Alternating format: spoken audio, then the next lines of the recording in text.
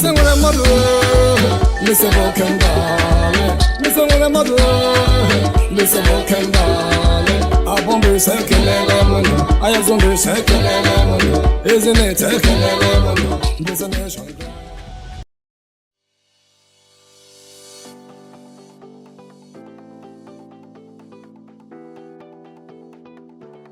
Mbise, you're welcome to another wonderful edition of Mbise Nwelemadu.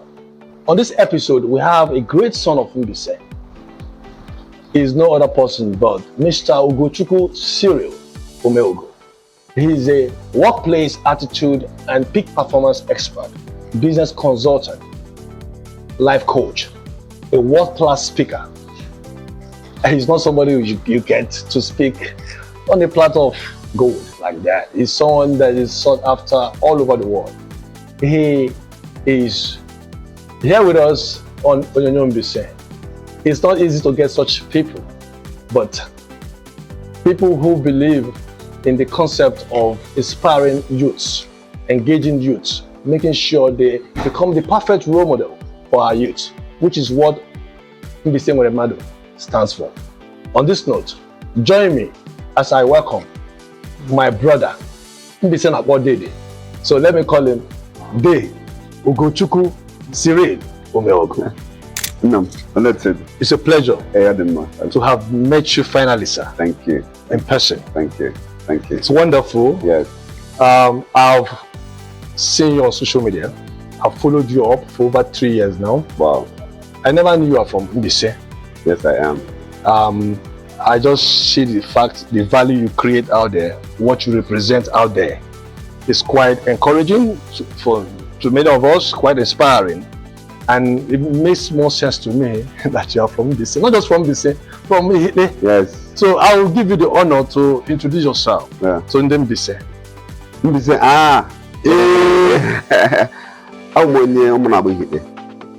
and I grew up na Ololo, the primary school before I moved on to Holy Ghost College, Owerri, and then graduated from Imo State University, and then before I left for the United States. In the US, I worked with JP Morgan Chase Bank as an investment banker. Also worked for Access Bank in Nigeria. Wow. And then I run my own business right now in different sectors, but majorly in consulting and training. I consult for banks, multinationals all across the world, and also have a business incubation, mentoring, and coaching business where I help SMEs to build ideas and then create systems to scale up. Yeah. I also help corporations in culture integration. Wow. And also develop management systems for corporate Fortune 500 companies around the world. Wow. Yeah. Wow. So I have passion for the young person. I don't like to say youth. For youth is a very full word to say, but I believe and I know that you can replicate success. Yeah. Because success is not something that is random. It is something that has a pattern. It's a pattern on 3 levels. First of all, you have to have a good spirit of God, a belief in God. Okay, that helps you to live beyond the now, live beyond the material things. So once you're able to reconcile your relationship with God, the second level is to develop the type of mentality, by following a particular set of disciplines. Okay, those set of disciplines has its own physical result. So I believe success is duplicatable. Success can be replicated with the right set of information, with the right set of association, and deliberately building a culture that helps people to become successful. So that's my belief. You've been a very inspiring, story. Your success story is quite inspiring. Yes. I would say heroic. Thank you. Heroic in the sense that we are in this world where a lot of people who are physically challenged, Right. Feel that they are disadvantaged. Right. They end up becoming beggars, Right. becoming pitiable, Right. becoming the least in the society. Right. Now your story is different. So can you just give us a hint of your beginning? Yeah, I think that physical disability is not a disadvantage, because the human person is built to adapt. The ruggedity of the human mind. No one thing can hold a person down except his mind is not strong. Yeah. His mind is not educated. So I think that's over. This physical challenge is overrated. I think there's so much. It's kind of like being talked about as if it can stop a man from moving, whose mind has been built. Yeah. Okay, so I don't see myself as physically challenged, but there's a physical challenge I have in terms of because I was born when after I was born I had polio. Okay, Wow. Okay, I had polio 1 year after I was born, and then of course it's a challenge trying to move around physically, but that challenge made me to take recourse to my mind. So I started studying, started reading, started as an alternative to make up for my physical mobility. Yeah, so I started finding a way to be useful without having to move around. Yeah. So, but that advent of trying to be useful made the things I'm supposed to physically look for to start looking for me. So I become someone people are looking for. Someone, anytime you have me to build a business, someone, companies that wants to build structures or train their staff, or they need some kind of information. People say you need to talk to Ugochukwu. Do you understand me? Yeah. So what I found in this process is, yes, physical challenge inhibits your physical movement. As far as your mind is intact, that challenge is not enough to stop it. Matter of fact, it becomes a boost because in the physical level, people think, oh, this person needs help. You are less distracted. Yes, so people not think this guy needs help. So that people tend to gravitate towards you with a little thing you do right. It's like, wow, this guy is physically challenged, and then they come to you. But when in fact, you know what I mean, right? Oh, fantastic. Yeah. The thing is, we live in a society where, of course, we've not gotten to the level of that consciousness where people get to understand the mental power they have. Right. Like if I had going to have a headline about you, I would say physically challenged, but mentally powerful. Are you with me? Right. Because you're quite resourceful. Right. When people hear you talk, there's no brainer. It's just something you could just, just say. I can conclude that yes, I'm in the right place. Right. This is just happening for me. I heard from you yesterday, or on Sunday rather, when you were, taking our people in Haiti through, wealth creation and the rest. There are a couple of things you said that were mind-blowing. Right. For me, a child is not a blessing, but a potential blessing. A couple of things you said are kind of mind-blowing for me, even with my exposure. Right. So for me, I want to know the process. You've mentioned the places you've worked. I know you speak all over the world, and for me, how did that start? How did that start for you? Well, kind of that transmitting from the workplace now to the entrepreneur that you are. Okay, when I was a little child, no luck. Okay, I remember those days, no luck. When I did Chinese after eating, and then my brothers would wash their plates and then put it in the basket, nankata, right? So but when it was my turn, after eating, I would tell my father that I will wash my plate, and my father would say, "Why are you not washing my plate?" I would say, my leg is not good. He said, "But my brain is look. I don't need my legs to wash the plate. I'm going to sit down and wash the plate." So that thing changed my narrative. That what happens if nothing's affecting your brain, everything else can work. So I've seen people whose legs and hands are still okay and fine, but they are still a liability even onto themselves. Even to people who are physically challenged. Yeah, you understand. So when your brain is not working, everything about your body is no longer useful, right?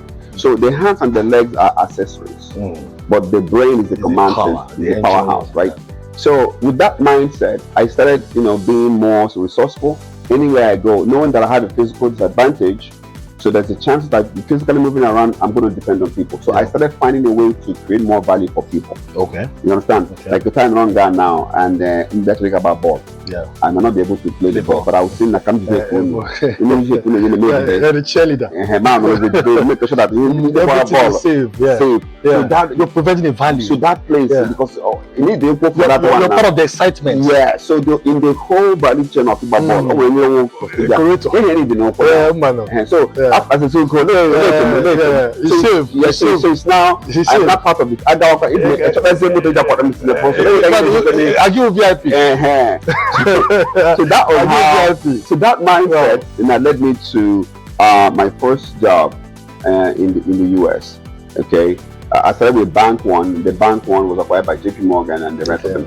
Then when I came here as well, I started with Access Bank. In the bank, I would look at the customers and see the problems they have that the system of the bank cannot solve. Okay. There are certain information a customer will need before he can access a loan.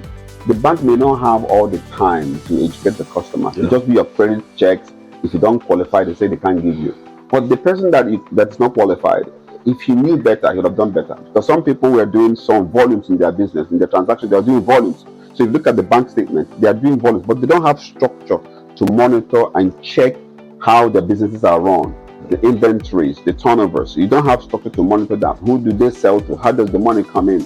So if you're able to teach a customer and guide him on how to, document these processes, it's easier for the bank to use those information to facilitate a loan. So, and I have to go extra mile to give this value to the customers. And the customers now prepare themselves and come back to the bank and get their loans. So how this affects my public speaking is that people try to do public speaking by grammar. No, public speaking is about solution. How when he build really successful, when he might make it that is successful, what are you going to be speaking about? Okay, you got to talk there's no credibility. Yes, if you talk Legua and the middle it's not you just got the lecturer job. You can be a public speaker that makes impact with people. So the advent of my public speaking or speaking in public is because of the solutions I create in business, for my business, for corporate results. People want to know how do you build a business. So I will show them the processes I followed, and these processes change over time based on circumstances that led to the kind of solutions I give. So that's how the need for public speaking is just a means to share solutions that are built and then help people do this. And that comes from years of studying, experience, failures and successes at different times. Well, on Mbise, what we do on Mbise with Mado, like we said, is we interview our role models. Yes. We want to, guide our youth to have the right role models. Yes. People they look up to, people that they should emulate their story, their steps. So that's people like you, people like Frank Imeji, so many of them like that. Now, what would you said a lot during that training, what would you tell the BC youths? If you, for instance, now we have, let's assume we have a crowd before us now. We are not looking at the crowd. Well, what would you say that you're talking to them BC youths? So, first of all, like I said, given their locality, looking at their locality, the village. Yes. So youth is actually, by my definition, and a person that has lots of energy, a person that has lots of dreams, and dreams are energy. So youth is someone that has energy, that still have some level of power inside of him or her. All right. So if you're watching and you have some level of energy, you're still healthy in your body and you're still healthy in your mind, you're a youth, whether you're 60 or 30, right? So I remember I had a relationship with the former Vice Chancellor of Lagos Business School. Yes, I had a relationship with Professor Kolade. And when I met him, he was in his 80s. But he was my student in terms of, when I mean student, I mean in terms of he was learning on how to do, that time iPad just came out. Okay, he was very adept in trying to learn the new technology at 80. Wow. So Professor Kolade, as I met him, was an 80-year young man. Wow. Because you are as young as what you know. But there are 20-year-old men, 20 years old, but he was an 80-year young man. So youth means that your energy is fresh and you have goals and dreams and you have the resources in terms of internal resources of energy and mindset to pursue it. So for those and Mbise youth, There is a lot of value inside of you. As a human being, you have the greatest asset in the world, which is the ability to learn. As far as you have the ability to learn, you can learn your way into anything you want. Sometimes we lose sight of what we carry because we are looking out for people to help us. 90% of the help you're going to be getting in life, the quality of help you get will depend on the quality of the person you have become. A beggar has no choice, right? And when he goes out there to beg people, it's because in and of himself, he cannot produce what he needs. So people give you peanuts when you beg. But when you're able to build yourself to a certain level of value, the value you have will negotiate a higher level of support. Wow. So instead of begging, negotiate with the value you have. So anybody don't know about their business as a whole. You owe them be saying anywhere they are in the world. Yeah. You owe this universe your value. This universe, this earth. All the day necessary here, game of baggy. Everybody here. Think, what can I do to make the world a better place? Not what can people do to help me. That question is put at a disadvantage where you're depending on the people you're supposed to attract by reason of the values you have created. So, and every time I'm business, I have to but when the light shines, anybody in any part of the world is doing well, come home. Yeah. Okay, come home. I went home the other day because it's we have to give you your profile, yes, and coming down to your community, yes, to deliver, yes, and you didn't even care about the number of people. You were just passionate about saying what you needed to say to the youth. That's quite awesome. That's quite disarming. You know, I appreciate you for that. Thank you. I appreciate you actually. Thank you. And every time, I get to mention, what I know, there's a difference between diasporans and dispersions. Okay. Most Africans are not diaspora. We don't use that word diaspora. Okay. You see, when you are outside in advent of economic pursuit or your dreams, anybody if you don't touch base with your root, not a diaspora. Wow. You are a dispersion. Okay. Dispersion means you should be going to fortune. So if you see example of there's a sensitive period mentioned this Israel thing. Most Jews are diasporans. They always touch base with their roots. So everybody now it's a leadership for that. Once you don't touch base with your root by either by proxy or by direct investment or coming home with your value to trace to that place, you're not a diaspora. Wow. You're a dispersion. You know how I can describe you. Right. I can describe you as a new chapter. Oh, thank you. A blank page. Thank you. A blank page. You never can tell what is going to be on that page. I like that about you. Right. Approach things different, very unique. Yeah. Quite awesome. Thank you. So like I said, someone like you, I can sit here for long because you can speak. There's a lot to learn. I can sit here for long, but we don't have all the time to say everything we have to say. I want people to follow you. Yes. I'm going to talk to the same people. If you don't know Mr. Ugochukwu, Omeogu. So sorry. Please, pardon me. Up and high, even though I'm to Lagos. So when I came back home like 3-4 years ago, I had to start learning Igbo. As in, I was so conscious of that. I was conscious of that. I did some things when I came back. I said, it became a challenge. And one of the reasons why I don't do MC here is because of the Igbo thing. Because you can't do MC here without. I do corporate events, but MC here without speaking Igbo, except you're doing SM Fest and all those things and corporate launching. I get it. Yeah, so it's difficult. So we need to also come down to our base. Yes, come down to base. So I would say this: Mbise as a place. What's your mindset? Mbise as a place, given what is happening in Mbise, your mindset. Most times you're not in Mbise. Yes. But of course, you know what's happening. Yes. Not just in Mbise, in Imo State and everywhere. Right. What's your thoughts on? Well, so I think that people deserve the leadership that they get. Yeah. It's the quality of the people that determines the quality of leadership they get. Okay.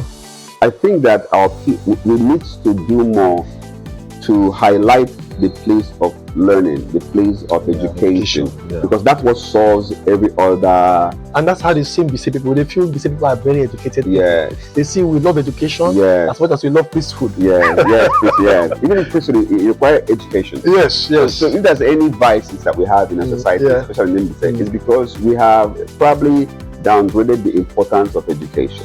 So education is what leads man to become who God wants them to be. And you said something that touched me. That let me just bring that in. You said school is general. Yes. Education is personal. Yes. School is curriculum based. 25 people in a class, somebody talking to you. That does not address your uniqueness. But anytime you want to stand out in life, you must take your own education personal, do your personal study, do your research, because each and every one of us be uniquely defined. And you have to look at your potential. So you don't educate people in mass. You school people in mass. You understand? And once people are getting schooling, you are like every other person. And when what you know is what everybody knows, you belong to the masses.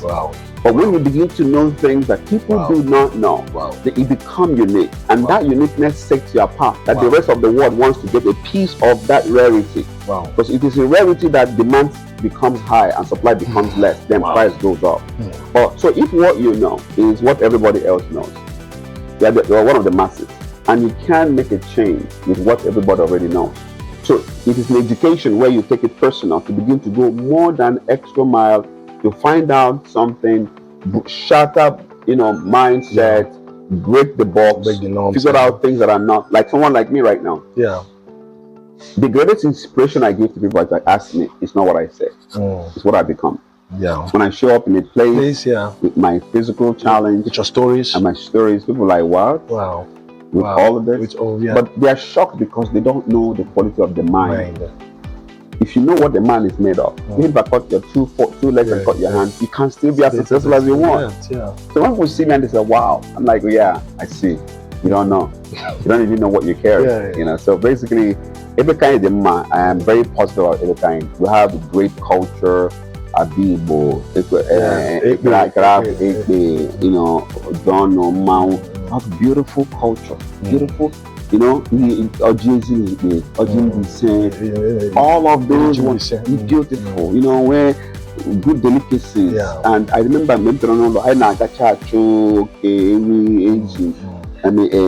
sorry, and then a lot of things we have. You are definitely homegrown. And I got to all those things. Those things, in fact, every kind can be a lot of economic income by tourist attraction of a place to be close to nature as much as possible. But it's strategic leadership and the rest. So I believe that every kind and everybody contributes to their own little quota. This will be what it has already been. Now I see why they pay you so much in hard currency to speak all over the world. I know. The moment with you is always impactful. Thank you. Seriously, it's for me, it's life changing. Thank you. Sitting with you, seeing you.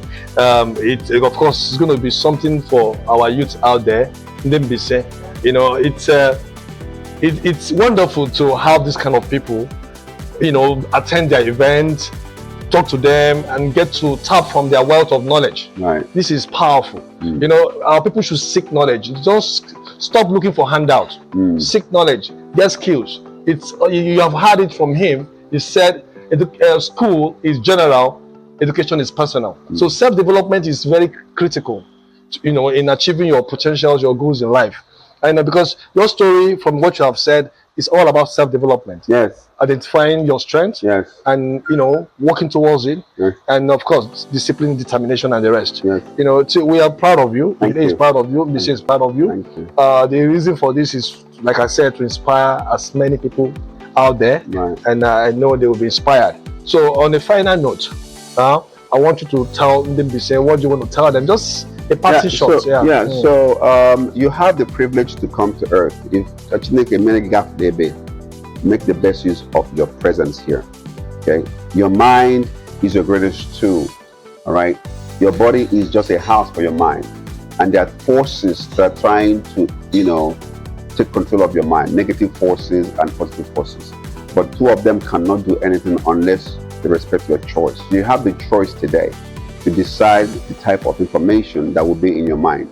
your body is only following the signals your mind has sent. So as you're listening to me, there's nothing you cannot be.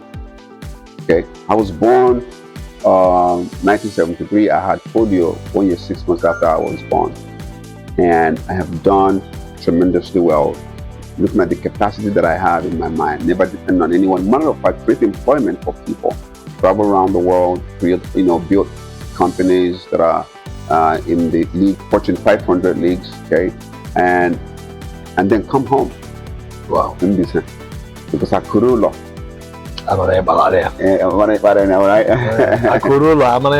Yeah. And Ako is, when you say Ako, it's not necessarily the few money you bring. Yeah. You see, the training, you coming down to Hide alone is wealth. Right. You know something? You coming down to speak to our people is wealth. Right.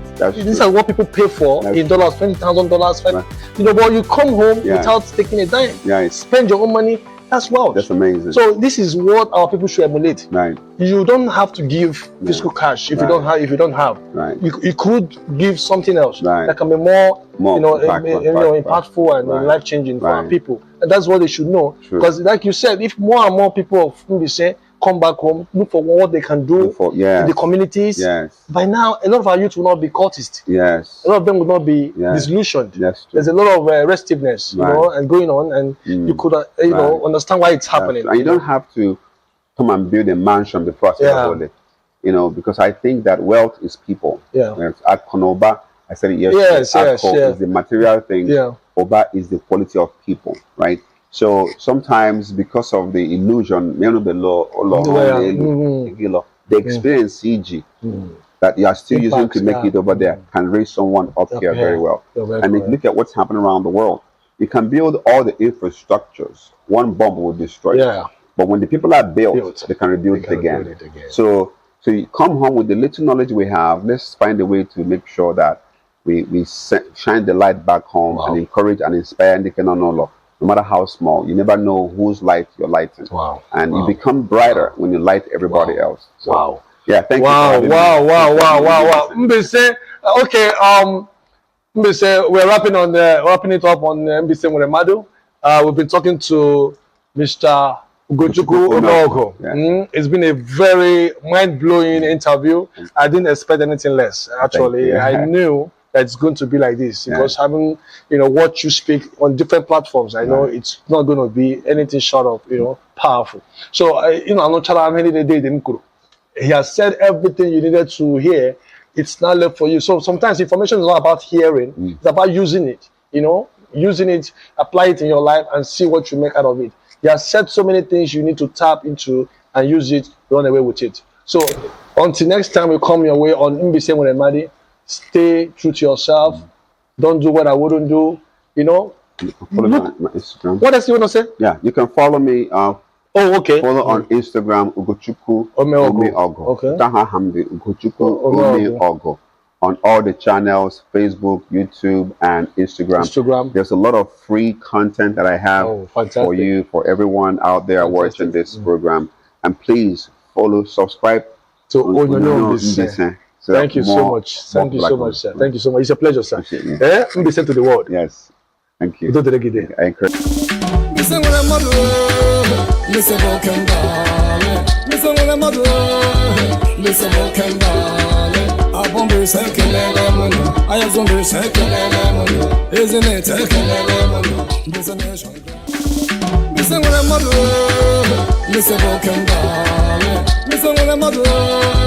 Listen,